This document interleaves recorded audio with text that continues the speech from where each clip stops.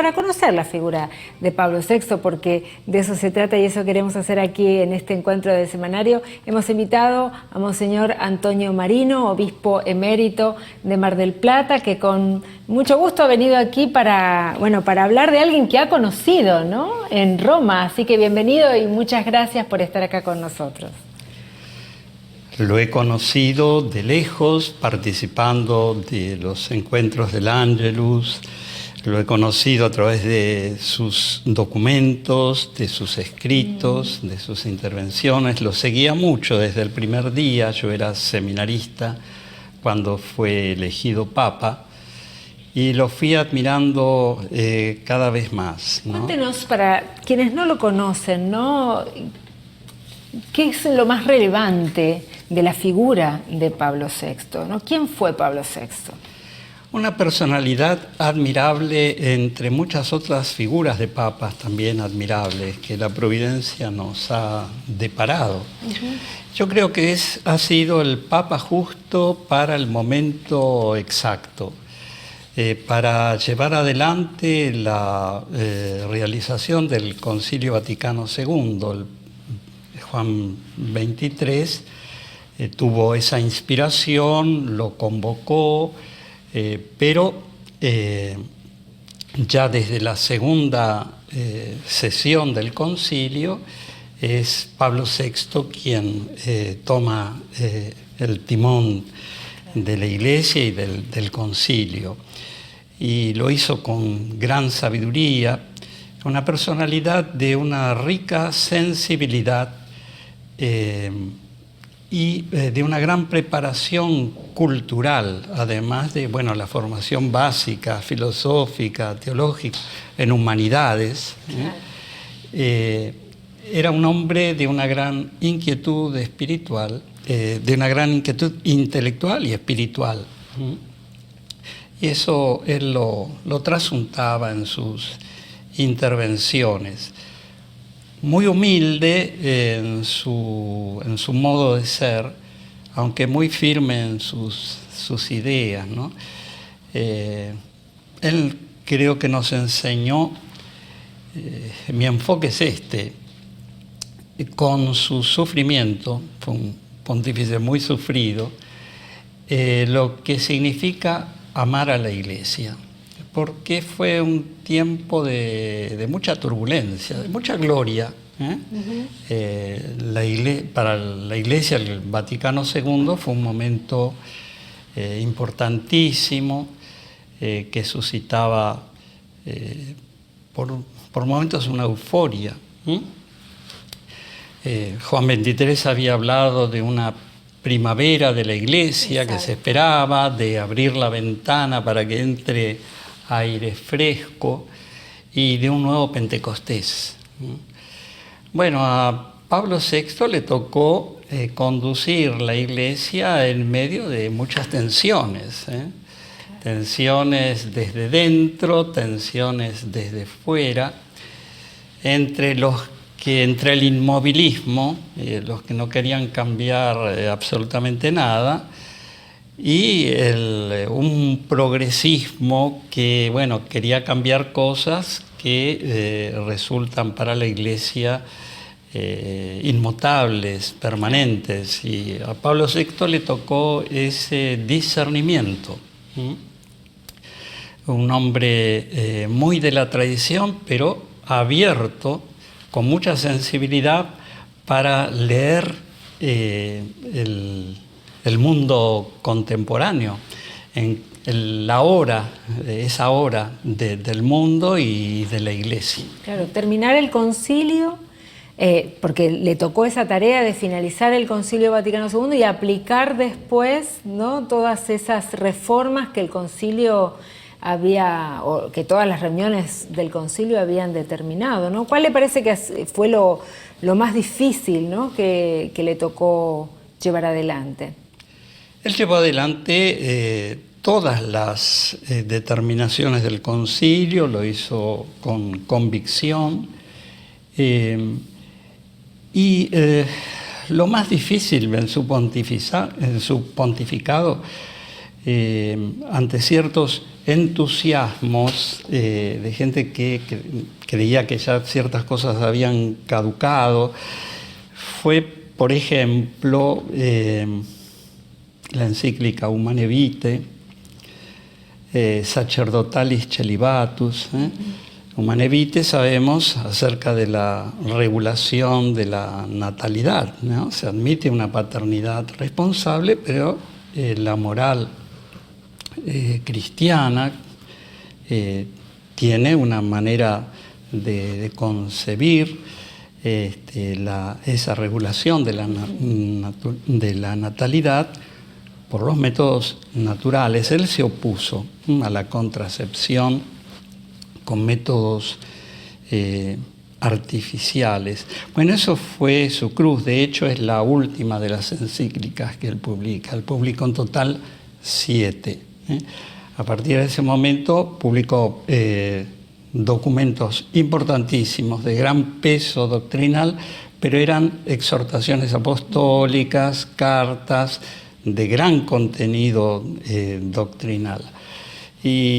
Pero ahí me parece que es cuando más brilla el carácter profético de su pontificado. Porque el profeta no es solo el que se adelanta al futuro, ¿no? Un visionario, sino también el que clama por la fidelidad, y el que se juega por la verdad. Él consideró que tenía que ir contracorriente. En ese y en otros temas, él fue contracorriente. Y en ese sentido contracultural, en un hombre de una cultura exquisita, ¿no? Y de una sensibilidad muy grande para descubrir los males del mundo contemporáneo y tener, por ejemplo, en lo social, ¿no? Claro. Una voz que alentara la solidaridad, y cómo en la economía lo político tiene que prevalecer sobre lo meramente económico y el ser más que el tener. Entonces, por eso digo, en ese caso, él supo tener la actitud de los verdaderos profetas, ¿no? El profeta no es un demagogo y muchas veces se queda solo, Y Pablo VI tuvo mucho de eso, ¿no? De una gran soledad, pero él creía en la fecundidad de eso. Es decir, que vos dirías que la enorme virtud de Pablo VI como conductor de la Iglesia fue el discernimiento en aguas turbulentas para permanecer fiel a las cosas que debían cambiarse y fiel a las cosas que no debían cambiarse. Exacto, sí, ¿no? Exacto. Qué difícil que es, ¿no? Cómo modernizar y al mismo tiempo permanecer, ¿no? Es una tarea verdaderamente enorme. Y vos dices que él era un hombre, digamos, intelectualmente muy inquieto. Sí. ¿Qué dirías vos que es lo que más te llamó la atención de ese aspecto de él? Inquieto, sensible, un gran lector, sin dejar de ser un enorme pastor, ¿no? Me llamaba la atención cómo se mostraba tan al tanto de las distintas corrientes del pensamiento contemporáneo. Eso se trasuntaba en lo que él enseñaba. Citaba mucho a los teólogos, los incorporaba con discernimiento. Sí. Y también pienso un hombre que supo aprovechar y utilizar para difundir, ¿no? Lo que pensaba, lo que quería, lo que se proponía para la Iglesia, los medios de comunicación, los viajes, ¿no? Gente de la cultura. Él tuvo distintos encuentros con los artistas. Claro. Recuerdo una misa en homenaje, era en homenaje a Miguel Ángel, ¿no? En el 5º centenario, no recuerdo bien si era de su nacimiento o de su fallecimiento, sí. Hizo un discurso realmente precioso, y terminó citando un soneto. Miguel Ángel era una de esas personalidades renacentistas increíbles, ¿no? Sí, porque además de escultor, arquitecto y pintor incomparable, se daba tiempo también para escribir poesías. Hay un volumen de poesías de él muy notables, y él citó una de las últimas, un soneto.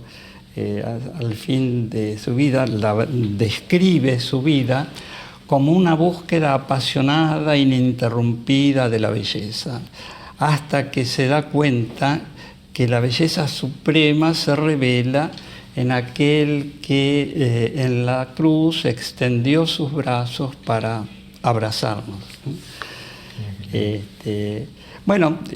Tenía esa sensibilidad con la cultura contemporánea. Dijo, ya antes de ser papa, ¿no?, el genio del cristianismo está en el amor, que se enciende en el amor a Dios y se traduce en amor al prójimo. Y entre las formas de amor, amar el tiempo que Dios me dio, este tiempo. Recuerdo otra frase de él, en la homilía con la cual inaugura la segunda Asamblea General del Episcopado de América Latina. Ahí dice: dichoso este tiempo atormentado y paradójico, que casi nos obliga a la santidad. Entonces, tan importante también, ¿no? El Concilio Vaticano II, para todo lo que pasó después, para todos los encuentros y documentos que surgieron en Medellín, en Puebla, ¿no?, en distintos encuentros latinoamericanos, que también fundaron un poco lo que hoy pensamos y sentimos como Iglesia latinoamericana, ¿no? Así es, sí. Él presidió la inauguración. Claro. En lo social, la Populorum Progressio, que marcó un momento, pero así como sintonizaban con él fácilmente en estas intervenciones, ¿no?, con Ecclesiam Suam, esa maravillosa encíclica inicial. Él habla del diálogo, ¿no?, pero que comienza por la toma de conciencia del misterio de la Iglesia para una reforma en conformidad con lo que es la Iglesia. Tiene que renovarse, conciencia, renovación, y culminaba en el tercer aspecto, el diálogo de salvación, ¿no? ¿Cómo llega Pablo VI al momento de su canonización? Lo veíamos un poco en el informe, se tuvieron que dar los pasos necesarios, ¿no?, un nuevo milagro para que finalmente el 14 de octubre pueda ser consagrado, inscrito en el libro de los santos. Sí, tanto en la beatificación como en la canonización se requieren sendos milagros, ¿no? Y los dos, eso es llamativo, tienen que ver con la vida que nace y en riesgo de abortar, muy actual. Sí, claro. Porque el primer milagro es el caso de una madre que descubre, que los médicos descubren, que la criatura se está gestando con muchas malformaciones, ¿no? Y claro, está la presión para que aborte. La mujer era creyente, decidió no hacerlo, y terminó invocando a Pablo VI.